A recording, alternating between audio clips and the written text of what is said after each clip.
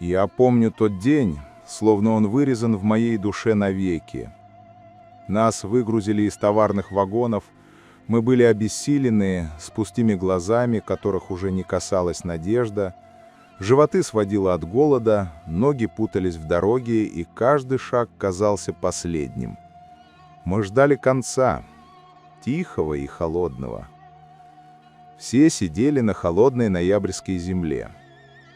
И вдруг из степи вышли люди. Казахи, простые пастухи и женщины в платках, и дети. Они смотрели на нас без страха и осуждения, лишь с сочувствием. Старик вынес из мешка белые комки, твердые, будто камни. Мы растерянно смотрели, что это? Камни, чтобы дразнить умирающих? Но старик протянул их нам и сказал что-то на казахском языке. Девушка-казашка, неплохо говорившая на русском языке, перевела: «Это курт, попробуйте». Я взял кусочек, поднес к пересохшим губам. Соленый вкус ударил в рот, и кровь словно зашевелилась в жилах. Это не камни, это жизнь. Люди вокруг оживали, дети впервые за дни начали улыбаться. Казахские женщины приносили еще, делились последним, что у них было. В голодное военное время, когда им самим едва хватало, они спасали чужих, незнакомых, беженцев. С того дня я понял, подвиг измеряется не только оружием и победами. Подвиг — это маленький белый кусок курта, протянутый из великого сердца. Это человечность, сильнее голода и войны. Гуманизм степи — реальные и художественные нарративы казахской доброты в годы Великой Отечественной войны.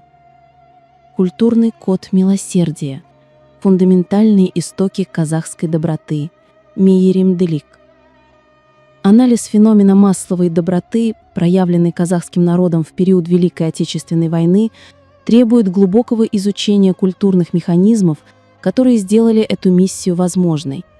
Акты милосердия, направленные на спасение и поддержку эвакуированных граждан, не были случайными проявлениями индивидуального героизма.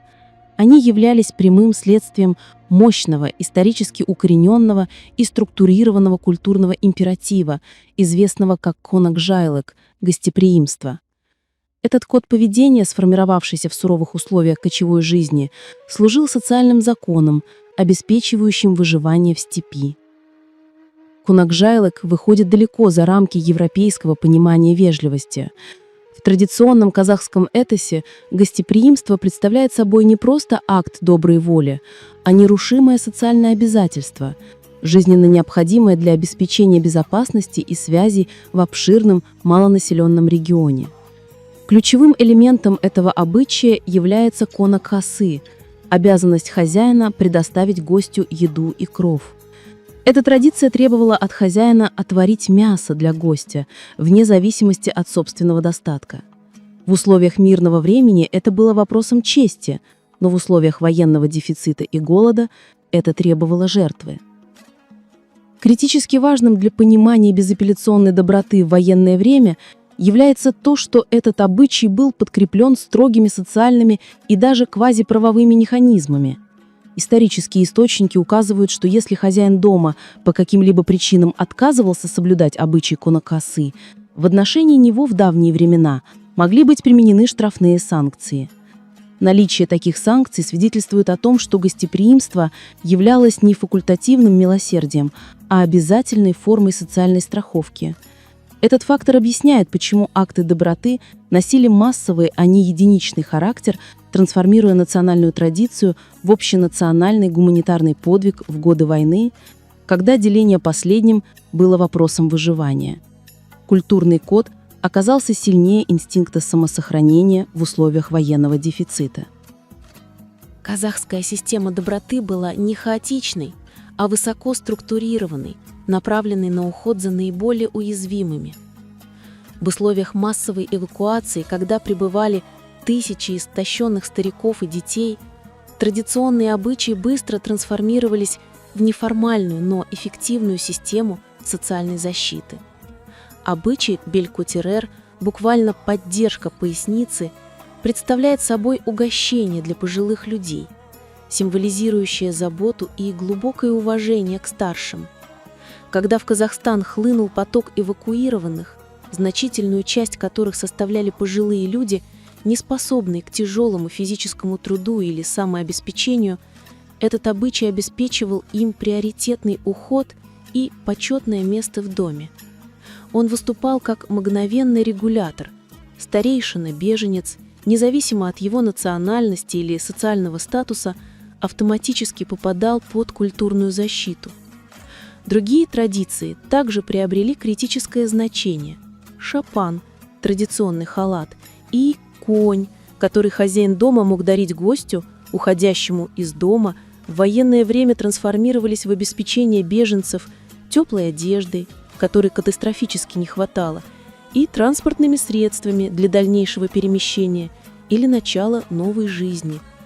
Бата или благословение, которое озвучивалось самым почетным человеком в доме, обеспечивало жизненно важную духовную поддержку тем, кто пережил немыслимые потери и лишения. Традиция шашу, осыпание гостей конфетами и деньгами, обычно связанная с радостными событиями, в годы войны служила актом психологической реабилитации, особенно для детей, лишенных детства и праздника. Таким образом, существование штрафных санкций за отказ от гостеприимства и наличие специализированных механизмов, таких как Бель-Котирер, демонстрирует, что казахская доброта была не просто эмоциональным порывом, а культурным долгом, который гарантировал прием и заботу для каждого прибывшего, что является ключевым для понимания гуманитарного масштаба ВОВ в Казахстане. Для полного осознания доброты казахов необходимо поместить ее в контекст исторического напряжения и масштабов гуманитарного кризиса, вызванного Великой Отечественной войной. Казахстан, будучи глубоким тылом, не только служил ключевой ресурсной базой для фронта, поставляя сырье, продовольствие и кадры, но и стал беспрецедентным по своим масштабам центром приема беженцев. С 1941 по 1942 годы на территорию Казахской ССР хлынул неконтролируемый поток эвакуированных. Архивные документы, анализируемые исследователями, показывают, что основной поток эвакуированных, особенно в Восточно-Казахстанскую область ВКО, шел с территорий Украинской СССР и Крымской АССР.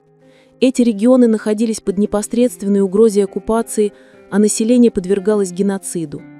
Исторический факт, имеющий решающее значение для нарратива доброты, заключается в этническом составе прибывших. Евреи составляли около 50% от общего числа эвакуируемых, прибывших в Восточно-Казахстанскую область. Этот демографический состав подчеркивает историческую роль казахского гостеприимства. Оно стало прямым и массовым актом спасения десятков тысяч людей от политики Холокоста, проводимой нацистским режимом на оккупированных территориях. Гуманизм Казахстана вошел в историческую память не только как советский тыл, но и как ключевой регион спасения еврейского народа от физического уничтожения. Анализ архивных документов 1941-1942 годов, касающихся размещения эвакуированных, выявляет существенное напряжение между официальной иерархической системой распределения и народным гуманизмом. Государство, находясь в условиях военного времени, подходило к размещению беженцев с позицией ресурсной эффективности и политической целесообразности. При размещении и трудоустройстве эвакуируемых приоритет отдавался членам и кандидатам в члены Коммунистической партии. Согласно данным по ВКО, до 90% прибывших в Казахстан евреев, являвшихся партийными работниками, расселялись в областных и районных центрах и обеспечивались работой на руководящих должностях. Эта жесткая иерархическая система государственной помощи, основанная на политической принадлежности и квалификации, неизбежно оставляла за бортом огромные слои населения, непривилегированных стариков, низкоквалифицированных рабочих, детей-сирот и тех, кто не имел партийных преимуществ. Именно здесь проявилась критическая, компенсаторная роль народного милосердия.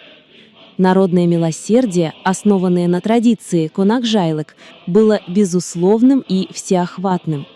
Если государство обеспечивало жильем и работой лишь политически или профессионально ценные кадры, то огромный поток непривилегированных беженцев мог выжить только благодаря частным актам милосердия, обусловленным древней культурой, а не государственным планом. Исторические данные четко разграничивают два параллельных процесса. С одной стороны, функционировала административно-плановая система, обеспечивающая ресурсами высшие эшелоны беженцев, с другой стороны, действовала децентрализованная народная система, основанная на культурном долге, которая гарантировала прием и выживание широких масс населения, не включенных в официальные списки распределения. Этот контраст между жесткой бюрократией и мягким, но нерушимым культурным кодом является ключом к пониманию уникальности гуманитарного подвига Казахстана. Истории о доброте казахов во времена войны, будь то зафиксированные в мемуарах реальных людей или увековеченные в художественных нарративах, подтверждают глубокую укорененность гуманизма в национальной культуре. Казахстан в годы Великой Отечественной войны выполнил беспрецедентную гуманитарную миссию, приняв и сохранив жизни десятков тысяч людей различных национальностей, включая тех, кто находился под угрозой Холокоста. Основой этого подвига стало не просто сострадание, а структурированный культурный императив – Конакжайлык. Традиции вроде Конагасы и Бель-Котирер трансформировались из ритуалов степного этоса в жизненно важные механизмы выживания для эвакуируемых. Наличие санкций за отказ от гостеприимства гарантировало, что помощь была не выборочной, а обязательной, обеспечивая национальную солидарность в условиях тотального дефицита. Исторический опыт военного милосердия оказал долгосрочные демографические и культурные последствия. Он стал фундаментом, на котором построено современное полиэтническое государство и основой для современной политики межэтнического согласия. Доброта, меримделик, неразрывно связанная с безусловным гостеприимством, стала определяющим фактором национальной самоидентификации.